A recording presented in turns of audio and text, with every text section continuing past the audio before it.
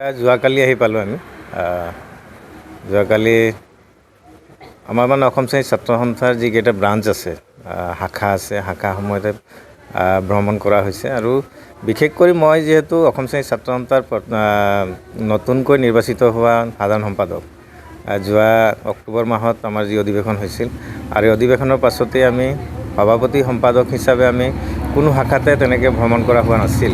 শাখাসমূহ যিহেতু আমাৰ এতিয়া তিনিচুকীয়া জিলাত চাবলৈ গ'লে আমাৰ এটা চাহ জনগোষ্ঠী অধ্যুষিত প্ৰত্যেকটা শাখাই আমাৰ মানে অধিক সংখ্যক চাহ জনগোষ্ঠীৰে পৰিপূৰ্ণ একটা শাখা আছে, যেনেধৰণে আমাৰ এইটো মাৰ্ঘেৰিটা শাখা। এই শাখাসমূহত যথেষ্ট আমাৰ শক্তিশালী সংগঠনৰ এক ভেটি আছে। তো প্ৰত্যেকটা শাখাই আমি পৰ্যবেক্ষণ কৰি যাতে শাখাসমূহ আৰু কেনেধৰণে শক্তিশালী কৰিব পৰা যায় তাৰ উদ্দেশ্যে যোৱাকালি আমি পানেৰী শাখাও ভিজিট কৰা হ'ল, পেঙেৰী শাখা ভিজিট কৰা হ'ল, ডিগবৈ শাখা ভিজিট কৰা হ'ল। আৰু আপোনালোকে জানে যে কেইটামান দিন আগত ডিগবৈতো বহুত ডাঙৰ এটা ঘটনা হৈ গ'ল। আমাৰ বুধেশ্বৰ গড় বোলা ব্যক্তি এজনক অযথা তেওঁক মাৰপিট কৰি তেওঁক মানে মৃত্যুমুখত ঠেলি দিয়া হ'ল। গতিকে এই গোটেইখিনি বস্তু চাই মেলি তেওঁলোকৰ ক্ষতিপূৰণো কেনেধৰণে পাব পৰা যায় গোটেইখিনি কথা আমি প্ৰশাসনৰ লগতো আলোচনা কৰিছোঁ। আৰু আজি মাৰ্ঘেৰিটা আহিলোঁ। মাৰ্ঘেৰিটা আজি বুলি নহয়, যোৱা ৰাতি আহিছোঁ। আমাৰ ইয়াত থকা যি আৰ্চাৰ বিষয়ববীয়াসকলক আমি লগ পাইছোঁ, কথা পাতিছোঁ। আমি যাতে মাৰ্ঘেৰিটা শাখাক আগন্তুক দিনত কেনেধৰণে শক্তিশালী কৰিব পৰা যায় বা মাৰ্ঘেৰিটা শাখাৰ জৰিয়তে আমি চাহ জনগোষ্ঠীৰ লোকসকলক ইয়াত যিহেতু মাৰ্ঘেৰিটা শাখা বুলি ক'লে বা মাৰ্ঘেৰিটা সমষ্টি বুলি ক'লে আমাৰ প্ৰায় 70% চাহ জনগোষ্ঠী অধ্যুষিত অঞ্চল। আৰু এই অধ্যুষিত অঞ্চলত আমি আগন্তুক দিনত আমাৰ পৰিকল্পনা কেনেধৰণে হ'ব, এই গোটেইখিনি কথা আমাৰ আৰ্চাৰ বিষয়ববীয়াসকলৰ লগত আলোচনা এটা হ'ল। আৰু আমি ভাবিছোঁ ইয়াত যিকেইজনেই দায়িত্বত আছে, আমাৰ মনোজ আছে, তেওঁলোকৰ দায়িত্বত আমাৰ কেন্দ্ৰীয় সমিতিৰ বিষয়ববীয়া প্ৰাঞ্জল বৰাইক আছে। গতিকে এওঁলোকৰ দায়িত্বত মাৰ্ঘেৰিটা শাখাই শক্তিশালী ৰূপ ল'ব। আগন্তুক দিনত আহি থকা নিৰ্বাচনো আছে, নিৰ্বাচনতো যাতে আমাৰ কিছু কৰণীয় থাকিব আৰু সেই কৰণীয়সমূহ আমি পৰ্যায়ক্ৰমে কেনেধৰণে শক্তিশালীভাৱে আমি কৰি যাব পাৰোঁ তাকে আমি বিবেচনা কৰি আজি মাৰ্ঘেৰিটাত আহি উপস্থিত হৈছোঁ। আশা কৰিছোঁ মাৰ্ঘেৰিটাৰ সাংগঠনিক দিশ ভাল হওক। আগন্তুক দিনত আমি অসম শ্ৰেণী ছাত্ৰ সন্থাৰ এক পবিত্ৰ সংগঠনক শক্তিশালীভাৱে নেতৃত্ব দিব পৰাকৈ আমি এক আলোচনাত মিলিত হৈছোঁ। তিনিচুকীয়া বুলি নহয়, অসম ভিত্তিতে আমাৰ এই আন্দোলন হ'ল। কেন্দ্ৰীয় সমিতিৰ সিদ্ধান্ত মৰ্মে চাহ জনগোষ্ঠীৰ যিহেতু প্ৰত্যেক বছৰে আমাৰ যি চাহ শ্ৰমিকৰ মজুৰি বৃদ্ধি কৰা হয় আৰু সেই চাহ শ্ৰমিকৰ মজুৰি বৃদ্ধিৰ ক্ষেত্ৰত আমি দেখিছোঁ বহুত অৱহেলা কৰি আছে বৰ্তমান চৰকাৰখনে। আমি 10টা বছৰ অতিক্ৰম কৰিছে। বিজেপি চৰকাৰক যেনেকৈ আমি আস্থা আৰু বিশ্বাসত ৰাখিছিলোঁ, বিজেপি গভৰ্ণমেণ্টে কিন্তু আমি দেখিছোঁ 83 তেওঁলোকে বৃদ্ধি কৰিছে মাত্ৰ 10টা বছৰত। কংগ্ৰেছৰ সময়ত 167 আছিল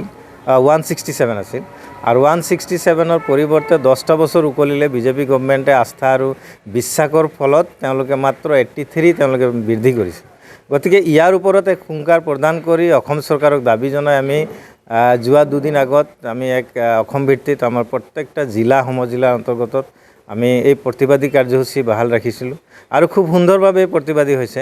আৰু আমি এটা কথা স্পষ্ট কৰি দিওঁ যে অসম চৰকাৰ তথা এই অসম চৰকাৰৰ লগত জড়িত যিজন শ্ৰম মন্ত্ৰী ৰূপেশ গোৱালা, তেওঁ নিজেই চাহ শ্ৰমিকৰ নেতা হয়, তেওঁ নিজেই ACMSৰ জেনেৰেল ছেক্ৰেটাৰী। গতিকে তেওঁ যদি এই জনগোষ্ঠীটোক দুখ দৰ্শা বুজি নাপায়, এই চাহ শ্ৰমিকৰ দুখ দৰ্শা বুজি নাপায়, তেওঁক এটা কথা সকীয়াই দিছোঁ, 30 তাৰিখৰ আগে আগে যদি চাহ শ্ৰমিকৰ দৰমহা বৃদ্ধি নকৰে তেতিয়াহ'লে কিন্তু চাহ জনজাতি ছাত্ৰ সন্থাই 30 তাৰিখৰ পিছত তেওঁক মানে প্ৰত্যুত্তৰ দিবৰ কাৰণে আমি ৰেডি আছোঁ। আৰু ইয়াৰ কাৰণে কেনেধৰণে আমি প্ৰত্যুত্তৰ ল'ব লাগে, হয়তো কাৰ ক্ষতি হ'ব কি হ'ব আমি নাচাওঁ, মাত্ৰ চাহ শ্ৰমিকৰ দৈনিক মজুৰি বৃদ্ধি হোৱাটো আমি বিচাৰোঁ। আৰু চাহ শ্ৰমিকসকলে খাটি খাই এই চৰকাৰ গঠনৰ ক্ষেত্ৰতেই বা এই অসমখন অৰ্থনৈতিকভাৱে সবল কৰাৰ ক্ষেত্ৰত কিন্তু যথেষ্ট অৱদান আগবঢ়াই আহিছে। আৰু আজিৰ ডেটত বিশেষকৈ মহিলাসকলে চাহ উদ্যোগসকলক বচাই ৰাখিছে। গতিকে এই লোকসকল খাটি খোৱা পৰিশ্ৰম কৰি থকা লোকসকলক যদি ঠগ প্ৰবঞ্চনা কৰি অকল নিৰ্বাচনী টুপ হিচাপে ব্যৱহাৰ কৰি এটিকলি দুটি পাত নামৰ এক আঁচনি দি তেওঁলোকক যদি নিৰ্বাচনী বৰ্তনী পাৰ কৰাৰ এক টুপ দিয়াৰ ব্যৱস্থা কৰিছে, এইটো কেতিয়াও অসম শ্ৰেণী ছাত্ৰ সন্থাই মানি নলয়। এইটো এটা বিষয় আছিল।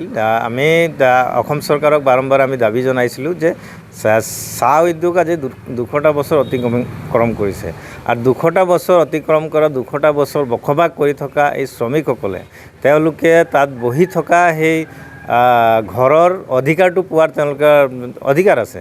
গতিকে আমি দাবী জনাইছিলোঁ অসম চৰকাৰলৈ যে তেওঁলোকক পট্টা দিয়াৰ ব্যৱস্থা কৰিব লাগে আৰু অসম চৰকাৰে সেই কথা মানিছেও। কিন্তু অসম চৰকাৰ মানিলেও আমি দেখিছোঁ চাহ উদ্যোগৰ যিবিলাক চাহ উদ্যোগ চলাই আছে মালিক পক্ষই, তেওঁলোকে কিন্তু ইয়াৰ বিৰোধিতা কৰি আদালতৰ দ্বাৰস্থ হৈছে। গতিকে আমি এটাই কথাই সেই দ্বাৰস্থ হোৱা চাহ বাগিচাৰ মালিকসকলকো আমি সকীয়াই দিব বিচাৰিছোঁ যে আপোনালোকে আজি চাহ শ্ৰমিকক যেনেধৰণে তেওঁলোকৰ প্ৰাপ্য অধিকাৰ, এই অধিকাৰটো দিব নোৱাৰিছে। আজি অসম শ্ৰেণী ছাত্ৰ সন্থাই বাৰম্বাৰ আন্দোলন কৰি চাহ বাগিচাত ৰাস্তা পদূলি আমি বনাইছোঁ, চাহ বাগিচা অঞ্চলত স্কুল নিৰ্মাণ কৰাইছোঁ, চাহ বাগিচাৰ বিদ্যালয়সমূহ আমি চৰকাৰীকৰণ কৰাৰ ক্ষেত্ৰত আমি উঠি পৰি আমি কৰাই আছোঁ। কিন্তু সেই চাহ শ্ৰমিক লোকসকলে আন্দোলন কৰি এই অধিকাৰসমূহ সাব্যস্ত কৰিছে, কিন্তু চাহ বাগিচাৰ মালিক পক্ষই যিবিলাক লাইবিলিটিছ দিব লাগে বা চাহ শ্ৰমিকৰ মালিক পক্ষই যি ধৰণে এই লোকসকলক ব্যৱস্থা কৰিব লাগে সেই ব্যৱস্থা কৰাত তেওঁলোকে বিফল হৈছে। গতিকে আমি তেওঁলোকক সকীয়াই দিছোঁ। আজি মাটি প্ৰদানৰ ক্ষেত্ৰত যদি তেওঁলোকে বাধা প্ৰদান কৰে, আগন্তুক দিনত কিন্তু চাহ উদ্যোগৰ ওপৰতো আমি ব্যৱস্থা ল'বৰ কাৰণে বাধ্য হ'ম।